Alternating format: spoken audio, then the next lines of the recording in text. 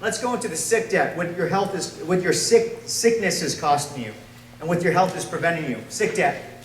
If you were to retire right now, you need $400,000 to $600,000 set aside cash.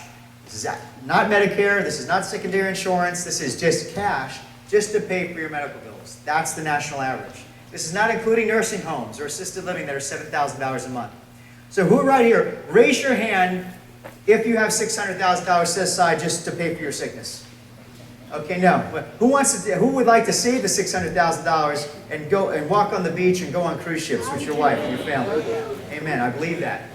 And you have a choice. That's a choice, because sick debt means this. If I think health is I feel bad or I have a symptom, that means health's not even in my mind until the crisis. And then when the crisis hits, you're gone. A leading cause of bankruptcy today, because let's say you don't have that money to pay for it or waste it, 75%, Harvard study shows, or 3.5 million people actually went bankrupt last year just due to medical bills. And right there, 85% had what? Health insurance. So ask me, when it comes to your health, who is 100% responsible for every health decision you make? You are, okay? Who's happy about that? Say aye. I'm happy about it. Because the thing is, but you got to be in control of it. Because if you're not making the decision, someone else is. So if I was to take something, or take a medication, or if I was to give a shot to my son that it caused autism in him, or I took a medication that caused a severe damage side effect in me, it's still my doing. You know, the thing it says, I could blame the doctor. People, they want to blame. You can blame everybody else, but I'm still the one who did it.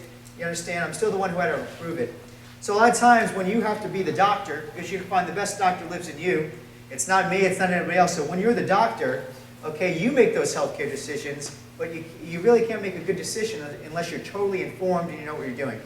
Some of the days someone's like, someone gave me this pill. I'm like, you know what it's for? And they said, well, no. I'm like, so you took a pill, and you didn't know what it was for, and you didn't. So you can't blindly, when it comes to your health, you got to know there's the gatekeeper. You need a bouncer there to literally, be able to know exactly what's going on. Leading cause of bankruptcy again. I'll show you right here. Here it is. This is a quote from the Medicare guidelines. So this is everybody who has insurance. Every time we verify insurance, this is the quote, because we have to understand what insurance is. Insurance is not the bad guy here. Insurance is not, they're going to take care of your health. Insurance is there for a crisis situation to help you out in bad times, but their job is not to take care of your health. In fact, their job is this. They say a treatment plan, so anything you do or get involved in that seeks to prevent disease, so we're preventing disease, that seeks to prolong and enhance your life or your family's life, or a therapy that is performed to maintain or prevent deterioration of a chronic condition is deemed what? Not medically necessary. So the thing is that, so it's not medically necessary to them, but are all those things necessary and very important to you? Absolutely. Who wants to prevent disease? Say aye. Aye. Who wants to prevent deterioration, that's rotting and decaying of a chronic condition? Say aye. I want to prevent that for my entire family. So when it comes to taking care of your health, when someone says, does my insurance cover it? Do they pay for it? They didn't get it because they're asking me, well, is this company responsible for my health? And it's not. So when it comes to your health, or it comes to anything regarding your health, who is responsible for it all? We are, okay? And that's the way it's got to be, and that's the best way to do it. Now go in here, right here. So this right here, this is just talking about how the people with bankruptcy, it didn't matter your degree, it didn't matter if you owned your own house, it didn't matter that you were financially secure, and it didn't matter if you were debt-free. Sickness could care less. Disease could care less. It's not prejudice. It loves everybody, okay? It will attack everybody. The thing is, so we can't say, well, I'm more educated or I'm this and that. In fact, sometimes the more educated, they get sicker quicker because they're more exposed to a medical system that wants to just put them on a bunch of pills, all right?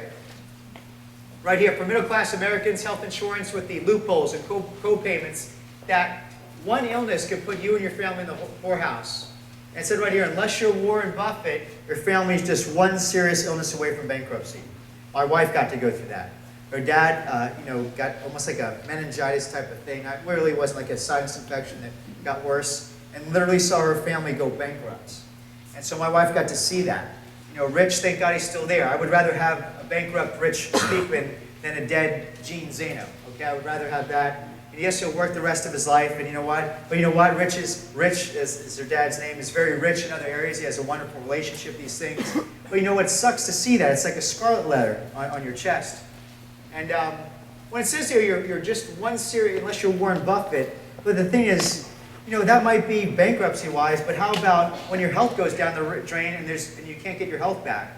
And let's just use that picture. You guys know who that is. Did you guys ever see that picture? Yeah. That was Steve Jobs 2 weeks before he died. Look, I'm using all this stuff. All of us have an iPhone. He was like the Thomas Edison of today. Now just look at that for a second. Now 10 years ago, you know, because we think of the change hitting the ground. Oh man, I wish I bought Apple stock, right? I wish I was like Steve Jobs or you know, genius. So, but today, does anybody wish they were Steve Jobs? No way. At 56 years of age, dying a horrible, horrible death. $50 billion couldn't do it. So when I say so, if someone says I can't afford to take care of my health now, well, I'm trying to tell you, $50 billion isn't going to take care of your health later on. And so don't get there. Never get there. And that's just a shame. I mean, that just said so much to me that, you know, we got to be such good stewards of our body and just be so. It's humbling to see that the best in the world isn't going to get it back if you lose it.